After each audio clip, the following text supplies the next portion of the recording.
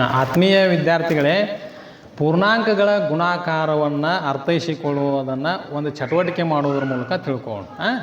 S, ನೋಡ್ರಿ, ಈಗ ಪೂರ್ಣಾಂಕಗಳ ಗುಣಾಕಾರ ತಿಳ್ಕೊಬೇಕಂದ್ರೆ ನಾವು ಬಿಲ್ಲೆಗಳ ಸಹಾಯದಿಂದ ತಿಳ್ಕೊಳ್ಳೋಣ. ಈಗ ಇದು ಯಾವ ಕಲರ್ ಬಿಲ್ಲೆವ? ಇದು ನೀಲಿ ಕಲರ್ ಬಿಲ್ಲೆ. ಇದನ್ನು ಧನ ಪೂರ್ಣಾಂಕ ಅನ್ಕೋಬೇಕು.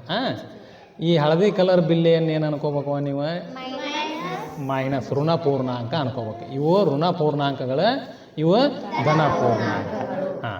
ಈಗ ನೋಡ್ರಿ, ಮೊದಲೇ +2 ಗುಣಿಸು +3 ತಗೋಣ.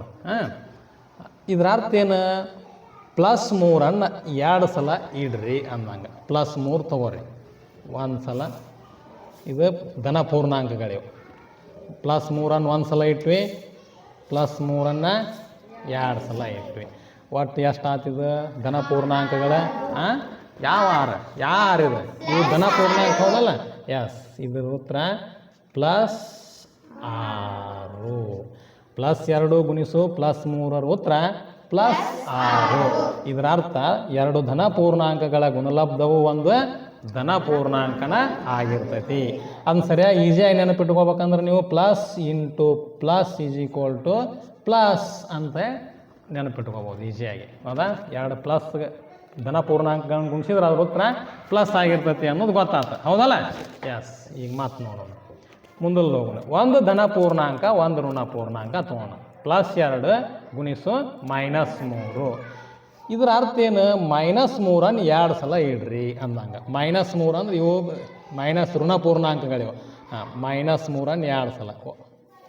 -3 ಒಂದು ಸಲ, -3 2 ಸಲ. ಹೌದಲ್ಲ? ಟೋಟಲ್ ಎಷ್ಟು ಆಯ್ತು ನೋಡ್ರಿ ಈಗ? Very good. -2 ಗುಣಿಸು -6 ಇದ್ರ ಉತ್ತರ +2 ಗುಣಿಸು -3 ಇದ್ರ ಉತ್ತರ ಏನಾಯ್ತು? -6. ಎಸ್, ಹಂಗಾರೆ ನೋಡ್ರಿ, ಒಂದು ಧನ ಪೂರ್ಣಾಂಕ ಒಂದು ಋಣ ಪೂರ್ಣಾಂಕದಿಂದ ಗುಣಿಸಿದ್ರೆ ಅದರ ಗುಣಲಬ್ಧ ಋಣ ಪೂರ್ಣಾಂಕ ಆಗಿರ್ತತಿ. ಇದನ್ನ ಈಸಿಯಾಗಿ ಹೆಂಗೆ ನೆನಪಿಟ್ಕೋಬೇಕು ನೀವು? ಪ್ಲಸ್ ಇಂಟು ಮೈನಸ್ =ಮೈನಸ್ ಅಂತೇಳಿ ನೆನಪಿಟ್ಕೋಬೋದು. ಓಕೆ, ಈಗ ನೆಕ್ಸ್ಟ್ ಮುಂದೆ ಹೋಗೋಣ. 3ನೇ ಉದಾಹರಣೆ ತಗೋಣ. ಇಲ್ಲಿ 3ನೇ ಉದಾಹರಣೆ ಒಂದು ಋಣ ಪೂರ್ಣಾಂಕ, ಇನ್ನೊಂದು ಧನ ಪೂರ್ಣಾಂಕ ತೊಗೊಂಡೇವೆ. -2 ಗುಣಿಸು +3.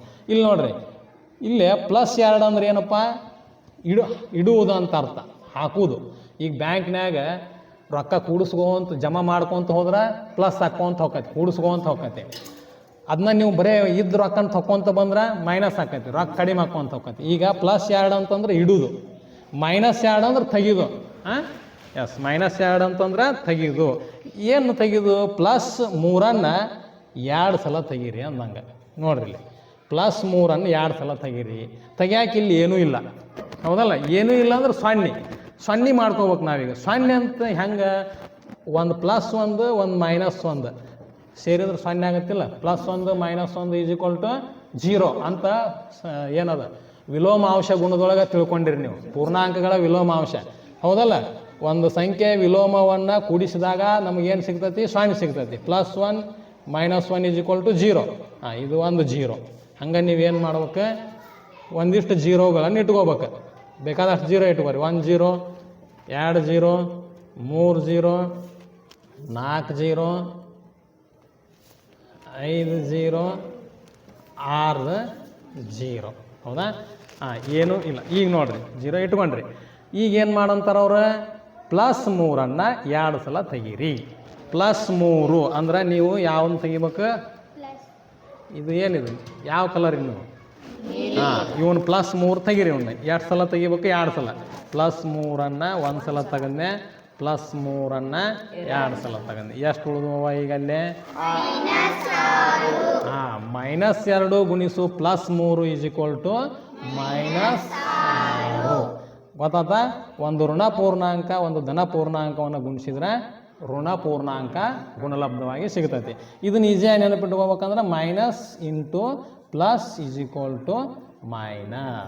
ಅಂತ ಮಾತಾಡೋದು. ಇನ್ನು ಕೊನೆಯದ ಒಂದು ಉದಾಹರಣೆ ಏನಂದ್ರೆ, 2 ಋಣ ಪೂರ್ಣಾಂಕ ಇದ್ರೆ -2 ಗುಣಿಸು -3. ಇದರ ಅರ್ಥ ಏನು? -3 2 ಸಲ ತೆಗೀರಿ ಅಂತ ಅರ್ಥ. ತೆಗಿಯಾಕ ಇಲ್ಲಿ ಏನೂ ಇಲ್ಲ. ಏನೂ ಇಲ್ಲ ಅಂದ್ರೆ ಮತ್ತೆ ನೀವೇನು ಮಾಡ್ಬೇಕು? ಸೊನ್ನೆಗಳನ್ನು ಮಾಡ್ಕೋಬೇಕು. +1 -1 ಸೇರಿದ್ರೆ 1 0 ಹೌದಾ? 1 0 2 0 3 0 4 0 5 0 6 0. ಇನ್ನು ನೀವು ಬೇಕಾದಷ್ಟು ಸೊನ್ನೆಗಳನ್ನ ಇಟ್ಕೋಬೋದು. ಸೊನ್ನೆಗಳನ್ನ ಎಷ್ಟು ಇಟ್ಕೊಂಡ್ರೂ ಸಮಸ್ಯೆ ಇಲ್ಲ, ಹೌದಲ್ಲ? +1 -1 ಸೇರಿದ್ರೆ 1 0. ಈಗ ಲೆಕ್ಕ ನೋಡ್ರಿ, -3 ಎರಡು ಸಲ ತೆಗಿಬೇಕು ನಾವು, 2 ಸಲ ತೆಗಿಬೇಕು. -3 ಅಂದ್ರೆ ಹಳದಿ ಕಲರಿನು, -3 ಒಂದು ಸಲ ತೆಗೆದೆ, -3 2 ಸಲ ತೆಗೆದೆ. ಎಷ್ಟು ಉಳಿತಪ್ಪ ಈಗ ಅಲ್ಲೇ? Very good. ಇವು ಧನ ಪೂರ್ಣಾಂಕಗಳು. +6 ನೋಡ್ರಿ, -2 ಗುಣಿಸು -3 +6. ಎರಡು ಋಣ ಪೂರ್ಣಾಂಕಗಳ ಗುಣಲಬ್ಧವು ಒಂದು ಧನ ಪೂರ್ಣಾಂಕ ಆಗಿರುತ್ತದೆ. Minus into minus +. ಈ ರೀತಿ ನೀವು ಏನು ಮಾಡ್ಬೋದು ಅಂದ್ರೆ ಪೂರ್ಣಾಂಕಗಳ ಗುಣಾಕಾರವನ್ನು ಬಿಲ್ಲೆಗಳ ಚಟುವಟಿಕೆಯಿಂದ ನೋಡ್ಬೋದು. ಹೆಂಗಂದ್ರೆ ಎರಡು ಧನ ಪೂರ್ಣಾಂಕಗಳ ಗುಣಲಬ್ಧ ಒಂದು ಧನ ಪೂರ್ಣಾಂಕ ಆಗಿರ್ತತಿ, ಮತ್ತು ಒಂದು ಧನ ಒಂದು ಋಣ ಅಥವಾ ಒಂದು ಋಣ ಒಂದು ಧನ ವಿಜಾತಿ ಪೂರ್ಣಾಂಕಗಳ ಗುಣಲಬ್ಧವು ಋಣ ಚಿಹ್ನೆಯನ್ನು ಹೊಂದಿರ್ತತಿ. ಅದೇ ರೀತಿ ಎರಡು ಋಣ ಪೂರ್ಣಾಂಕಗಳ ಗುಣಲಬ್ಧವು ಧನ ಪೂರ್ಣಾಂಕವಾಗಿರುತ್ತದೆ ಅಂಥೇಳಿ ಇದರಿಂದ ಈ ಚಟುವಟಿಕೆಯಿಂದ ನಮ್ಗೆ ಗೊತ್ತಾಗತ್ತೆ. ಎಲ್ಲರಿಗೂ ಸರಿಯಾಗಿ ಅರ್ಥ ಆಗೈತೆ ಅಂದ್ಕೊಂಡಿನಿ, ಹೌದಲ್ಲ? ಎಲ್ಲರಿಗೂ ಧನ್ಯವಾದಗಳು.